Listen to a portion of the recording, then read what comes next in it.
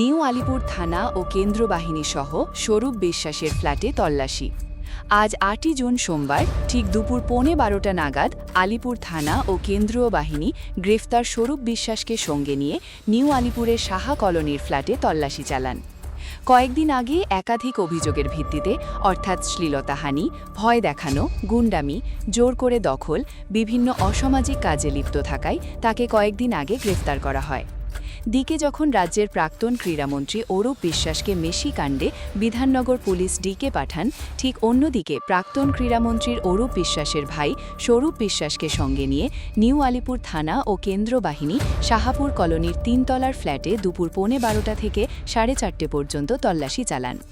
New Alipur থানার অফিসাররা কেন্দ্র বাহিনীকে সঙ্গে নিয়ে এখন তল্লাশিতে ওঠেন এবং বাড়ির চাবি খুলতে না পারায় প্রায় ১.৫ ঘণ্টা পরে চাবিওয়ালাকে ডেকে পাঠান। তাহারা এসে তারপর চলে তদন্ত। এলাকার মানুষের অভিযোগ, এতদিন আমরা অতিষ্ঠ হয়ে পড়েছিলাম। হুমকি, রাহাজানি সহ কুৎসিত ভাষায় কথা বলতেন। এমনকি যদি কেউ এসি বসান, ব্যবসা করেন, বাড়ির কাজের জন্য যদি বালি ও ইট রাখতে হয়, সবকিছুর জন্য বড় বড় অঙ্কের টাকা দিতে হয়। তা না হলে বসাতে দিত না বা কাজ করতে দিত না। একজন ডেকোরেটরের মালিককে ব্যবসা করার জন্য ১৫ লক্ষ টাকা ডিমান্ড করেন। যদি এই ১৫ লক্ষ টাকা দিতে পারে তবে সে ব্যবসা করতে পারবে। এইভাবে সারা এলাকার মানুষদের জোর করে ট্রেড দিয়ে নিজের আধিপত্য তৈরি করতেন। এমনকি বাড়ির সামনের রাস্তায় কারো গাড়ি রাখা যেত না নিজের গাড়ি ছাড়া। কিভাবে একের পর এক অভিযোগ উঠে আসে।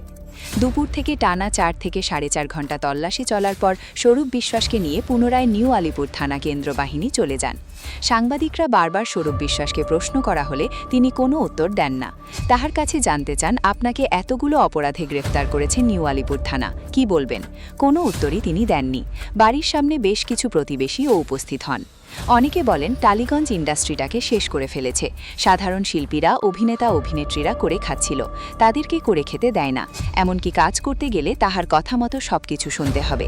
যাহারা তার কথা মতো সঙ্গ না দিতেন তাদেরকে আর কাজে নিতেন না। এভাবে দিনের পর দিন স্বরূপ বিশ্বাস অভিনেতা অভিনেত্রীদের, সাধারণ মানুষের পেটে লাথি মেরেছে। তবে তল্লাশি করে কি জানতে পেরেছেন তাহা জানা যায়নি। তবে আমাদের অনুমান, হয়তো কিছু তথ্যের সন্ধানে এসেছিলেন। রিপোর্টার সমরেশ রায় ও শম্পা দাস, কলকাতা, পশ্চিমবঙ্গ। আমাদের পাড়ায় ঝামেলার পাড়া না। কি শুনেছেন? কেউ কাউকে দেখে নেব, এটা তো ভোটের পর এটা, হ্যাঁ এটা তো বলে, লোকে মুখে বলে, তাই তোকে দেখে নেব। কিন্তু আমাদের পাড়া কোনো গন্ডগোলের পাড়া কোনোদিনই না, কোনোদিন না। বলেন, আমরা ছোট থেকে সিপিএম কংগ্রেসের পুজো দেখেছি, টিনের চালের পুজো দেখেছি। ওরা যা করতো রাস্তার ওপারে, পাড়ায় কিছু না। একেবারে আপনাদের যেরকমটা দেখাচ্ছিলাম যে আমরা দেইনি, সেটা আলাদা কথা। দেবো কেন দেবো? নিজের ঘরে কাজ করানো, সেটা আমরা কেন টাকা দেবো? ওই আর কি, সবার কাছেই না, তাদের লোকজন। এতদিন আপনারা বলতে পারেননি কেন? মানে তারা কি চাপ? সবারই ভয় থাকে না, একটা সেট কাজ। দেখুন, আমার বাড়িতে বয়স্ক বাবা মায়ের, তাদের যদি কিছু সেটা দায়িত্ব কে নেবে? আমাকেই নিতে হবে। তো আমাকে তো তখন সরকার দেখবে না, কারণ তাদের এই নেতার কাছে আমি কথা বলি। অবভিয়াসলি যখন সবাই একটা ভয় কাজ করে, সেই ভয়ে অবভিয়াসলি কাজ করে, তখন আমি চুপ করতে। এটা আমি এখন মনে নেই, অনেক দিন হয়ে গেছে। আমাদের বাড়িতে এসি বেশি লাগানোর কাজে তখন আমাদের আপনার বাড়ি এসি লাগানোর জন্য টাকা দেওয়া হয়? হ্যাঁ, এরকম। হ্যাঁ, এসি লাগানোর জন্য টাকা দেবো, আমরা দেইনি। যে না, দেবো না। কেন দেবো? আমার ঘরে লাগাবো, আমরা কেন? মানে দুই ভাইয়ের জন্য আপনার সমস্যা